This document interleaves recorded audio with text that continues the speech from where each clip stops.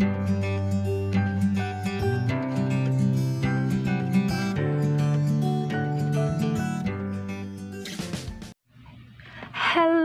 there mga brew, and welcome back to our another video tutorial. It's very simple and easy. And syempre, mabilis lang to because this time, I'll be teaching you how to make this cute. Pwede rin naman malaki, so bahala na kayo. And any yarn will do. And if you have scrap yarn, that would be perfect and enough. So I'll be using lace yarn, and ito, it's 5-ply muna ako. So I'll just write it there sa screen kung ano yung ginamit ko. And then 2mm hook, thread cutter, floral tape, and floral wire na number 26 or 24. So, kung tatanungin niyo sa akin, ilan ang na-consume or nagamit na ganito, depende sa haba. Kung gusto mo ng mahaba, medyo mataas, isa lang ang magagamit mo because ifo-fold natin ganun. So, kung maliit naman, makakagawa ka ng dalawa. Okay? So, it's very clear.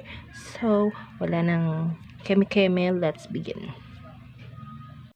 Okay, so, as I was saying, I'll be using 2mm hook, but you could also use 1.10mm hook, yung steel hook. Then we won't be using complicated magic ring. It's just a simple, okay? Simple magic. So leave a short tail. Then fold, ganyan. Yan. Okay, ganyan. Then, place your hook inside and pull the yarn like that. Then, chain 3. 1, 2, 3. Yan. Kita ba? Dilim ng camera. Then, treble crochet. So, paano? Yarn over 1, then pasok dito sa loob. Pull the yarn. Yan. So, now you have 3 loops on your hook. Yarn over, pull through 1 loop. 1 loop only. Then, yarn over, pull through 2 loops. Then, yarn over, pull 2 loops again. And then, repeat. Yan. 3 loops on your hook. Yarn over, pull through 1 loop. Yarn over, pull through 2. Yarn over, pull through 2. And then, chain 2. 1, 2. Then, slip, stitch. Yan.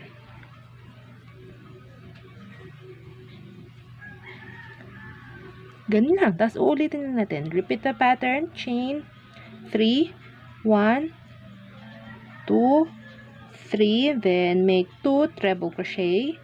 So, again, you're over once. Then, pasok. Hila. You now have 3 loops. Yarn over, pull through 1 loop. Yarn over, pull through 2 loops. Yarn over, pull through 2. Again, 1 treble crochet. Yan.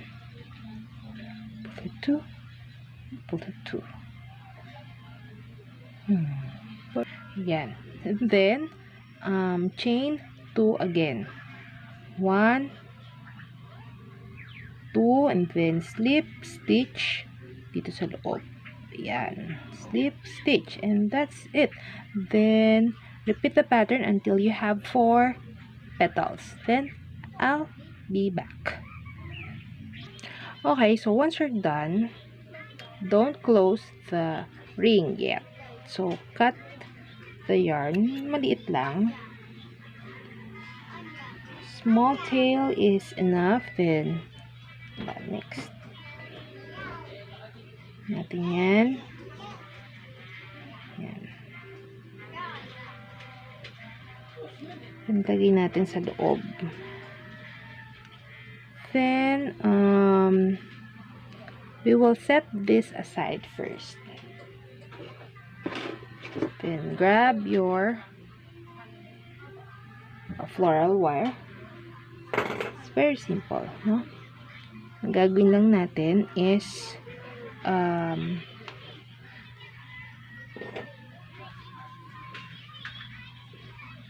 cut a small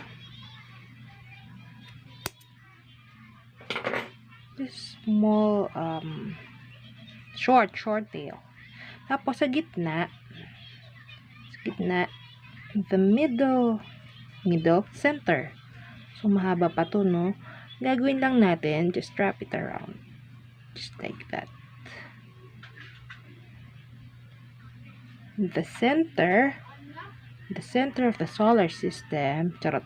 In the center of the wire, strap around, wrap it. Just like that. Wrap it. Okay.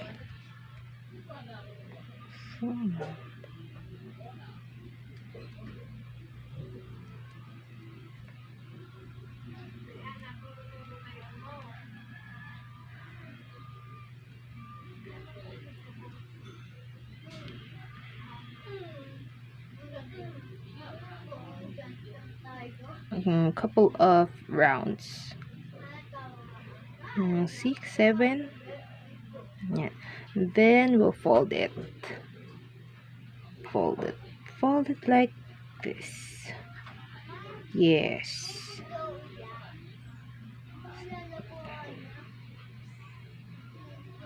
Yeah. Now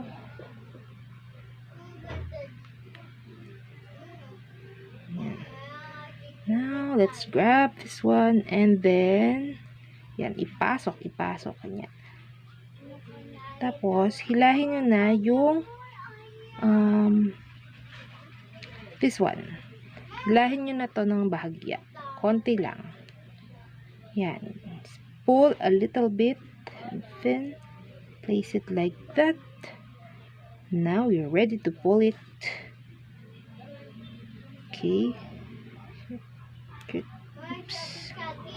Yan. Yan. O, diba? Ganun lang. Yan. And then just tie the ends.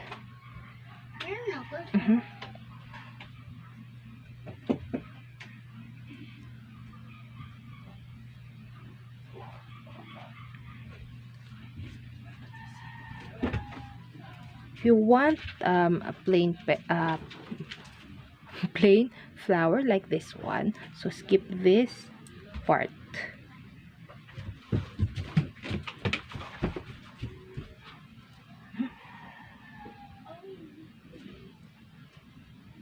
What I'm gonna do is tie them together.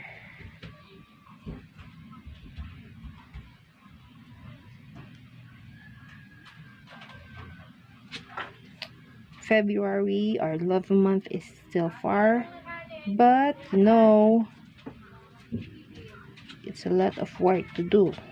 Okay, and after that we will just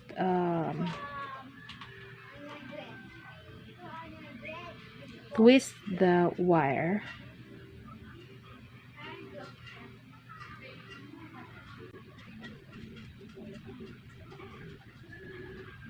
You could use pliers if you want. Wait, just look for my pliers. Okay, tapos ma-twist. After twisting, yan, lagay natin itong laso. Then wrap it. Again, wrap it.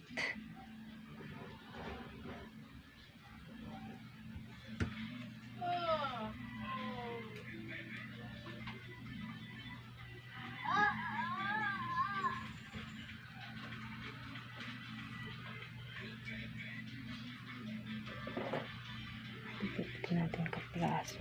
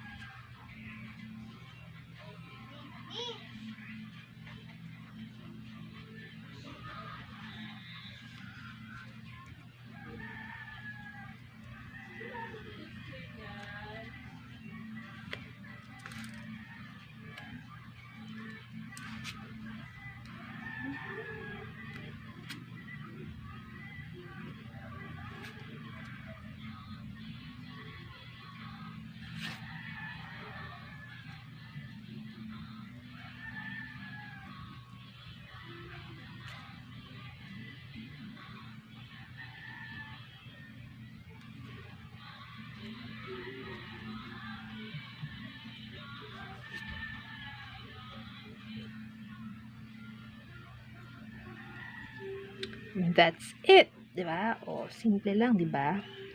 Tapos makakagawa na kayo 'yan. Pagdugtong-dugtungin niyo lang sila.